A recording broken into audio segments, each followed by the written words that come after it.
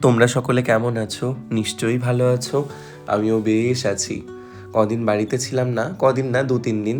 কেমন যেন খারাপ লাগছিল। কেন খারাপ লাগছিল বললে হাসবে কিনা জানি না। আমি পুজো দিতে পারছিলাম না, বা আমার মনে হচ্ছিল ঘরে ঈশ্বররা একা একা বসে আছেন, আমি তাদেরকে একটু কিছু করতে পারছি না। আমার খুব খচখচ করছিল। আমার মা বলতো, বাড়িতেও তো আমাদের দেবতা আছেন, মা বাড়িতেও পুজো দেন, এখানেও মা বলেন আমি তাদের নামে দিয়ে দিই। তবুও মনটা কেমন একটা যেন করে। যাকে এই অ্যাটাচমেন্টটা তো আমাদের সবার সাথেই হয়। আমরা রোজ যখন কোনো কিছুর মধ্যে আবদ্ধ হই, এই অ্যাটাচমেন্টটুকু তো আমাদের থাকেই।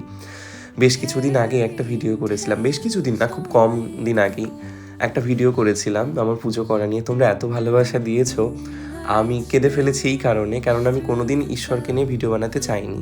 আমার মনে হয়েছিল যে সব কিছু কন্টেন্ট নয়। পরে নিজেই ভাবলাম যে আমার বাড়ি প্রত্যেকটা জিনিসই কম বেশি আমি দেখানোর চেষ্টা করেছি বা দেখাই। ভালোবেসে আমি যা যা করি সবটাই দেখাই তোমাদের কম বেশি।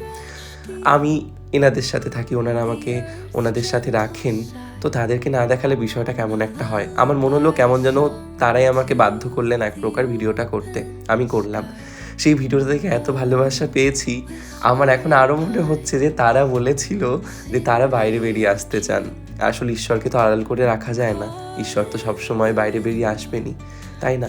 আর যাকে আমরা খুব ভালোবাসি, সেই ভালোবাসা আমরা আড়ালে রাখতে চাইলেও সেই ভালোবাসা সবসময় আড়ালে থাকে না। ভালোবাসা যদি ঠিক হয় সেটা বেরিয়ে আসেই। যাকে তোমাদের অনেকের একটা প্রশ্ন ছিল আগের দিন যে আমি কেন ফুল দিয়েছিলাম জলে। অ্যাকচুয়ালি সেদিন তুলসী পাতা ছিল না, আমি তুলসী পাতায় আজকে পেয়েছি, আজকে দিয়েছি। আসলে ফাঁকা গ্লাস দেখার থেকে একটু ফুল দিয়েছিলাম, এই আর কি। আর আমি আসনেও বসি, আসনটা ছোটো মোটো বলে দেখা যায় না। আমি ভালো থাকি ওনাদেরকে নিয়ে। তোমরা সকলে খুব ভালো থেকো, নিজেদের খেয়াল রেখো। কেমন?